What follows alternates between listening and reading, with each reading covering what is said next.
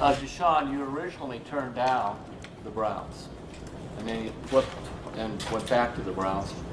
How much of that had to just do with the contract? Actually, it had nothing to do with the contract. I didn't know about the contract until I told my agent that I wanted to come and be a Cleveland Brown. That was secondary. That was after the fact that we spoke on the phone with AB and Kevin and the Haslam family. So that had nothing to do with me choosing the Cleveland Browns. I think you guys know I typically don't talk about contracts in this setting. I actually will make a departure from that because I do think a little bit of context is important. So a couple things. Number one, we certainly understand the optics of it. I think for us, after we got comfortable with Deshaun, the contract was really a football decision. The things that were important to us from a club perspective were to have another year, have Deshaun under contract for another year, and to have it structured in a manner that would allow us, maximum flexibility to execute the rest of our off-season plan. And that's specifically true as we really kind of facilitate the next steps with Baker and Baker's contracts, on our cap. And I think probably the other thing to mention is that structure, Jake, is very similar to a lot of the large contracts that we already have.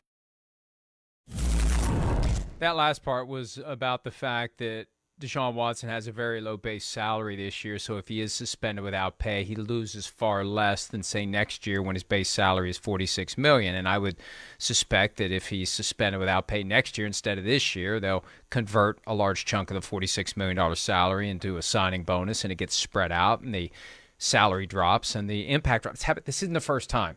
This is a loophole that multiple players and multiple teams have taken advantage of, and people are up in arms about this. Nobody ever said boo about him doing it before, including when Tom Brady did it with the Patriots in 2016 to reduce the financial impact of the Deflategate suspension. So this is something the NFL knows about, and the NFL has not changed the rules. So that part, Myles, and we'll start there, but we got more to talk about. That part, to me, is really a non-issue because the NFL could change the rule if it wanted to. It could change the way that the suspension financial component is calculated. The way it goes is game checks and only game checks. And that's the NFL's prerogative. And I've never heard any talk about changing. Well, no, and I think it's one of these things that has now come up because of these specific set of circumstances and the contract that we all heard Deshaun Watson get. Right? I think it kind of maybe threw all of us for a little bit of a loop when you hear that, hey, not only did Deshaun Watson choose the Browns, but he also got $230 million guaranteed for 5 years on a contract.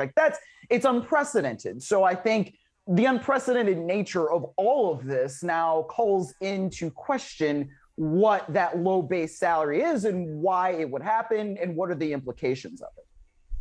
Well, and the idea that Deshaun Watson would have picked the Browns regardless of the contract.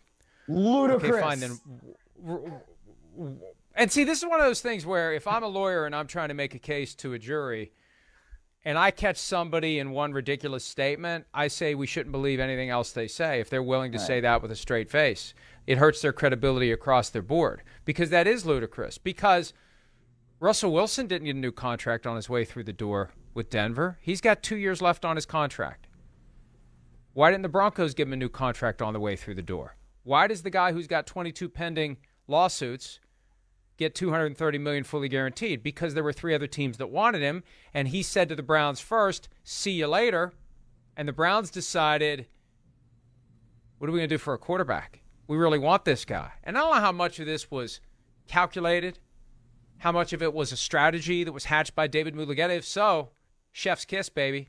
Beautiful. It's beautiful. Look what it did. It got him 5 years, $230 million, despite having 22 lawsuits pending. Who gets that contract? He took advantage of the fact that Deshaun Watson said, see you later to the Browns. So they dug deep, as we've said before, into the couch cushions on the SS Haslam, all the money floating around, and they got it done. And yeah, it had to be about the contract. Jenny Vrentas of the New York Times had an intriguing paragraph in her story yesterday about that extra grand jury proceeding for the 10th criminal complaint in Texas that nobody knew about until yesterday. The Panthers were eliminated. And I don't know why this wasn't a separate story. should have been a separate story. The Panthers, according to Ventus, were eliminated because they refused to guarantee the final 2 years of the contract. If that's true, then of course it's about the contract. Of course it's about the contract. It's not just about the amount, it's about how much of it's going to be guaranteed. So, now, I don't know. Maybe somebody wasn't being straight with Deshaun and the agent was really manipulating this, and that wouldn't be the first time that's happened. But of course it's about the contract. You can't tell me with a straight face that it isn't, and it does make me wonder what else you're not telling me the truth with a straight face about. Well, I will also say that I believe that there were Panthers writers, reporters that were also saying something similar last week when we all heard that the Panthers got eliminated, that they did not want to guarantee those last couple of years, or they didn't want to go past a certain amount of years of guaranteed on the contract, and that was part of the reason why they got eliminated. So that's one thing I do remember from that. Well, I missed that. I missed that at the time. Yeah. Still proves the point. You can't say it's not about the contract. If it is about the contract. And I wasn't sure. Of course it's about the contract. And frankly, when somebody like Tyreek Hill goes to the podium yesterday and says, well, I was kind of so about Miami until I heard how much money they were going to give me. And then I was like, like that's pretty much the same thing we're talking about here, I would have to think. I mean, I'm not trying to just call Deshaun Watson a total liar on this, but if somebody presents you with an offer like that, something that you probably are not going to refuse, that's going to be a factor in then why you would say yes to that, right? Whether or not he says oh, well, it was really, how comfortable I felt with Andrew Berry and Kevin Stefanski and the Haslams, and they presented this sort of family atmosphere and how I could be in the community, and the media, the mean old media was pressuring me to make a decision. I don't understand why that means anything to you. It's your choice. It's your destination. So you got to take all the time you need.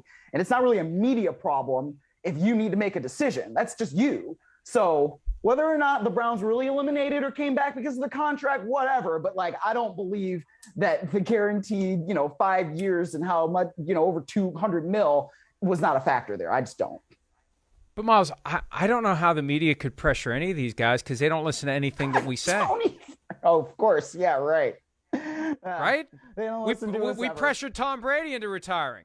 That's true. We sure did. The media. Yeah. Yes. He doesn't listen to anything we say, but we pressured him. Oh, my gosh. Wow. Yes, we made Tom Brady retire, even though everybody thinks he's the greatest quarterback of all time. And everybody's like, well, how long is he going to play? You and I were on this show being like, is Tom Brady going to play until he's 50? And I don't know. I mean, it seems conceivable that he could. But yes, it's the big bad media's fault that he retired. And now he's back.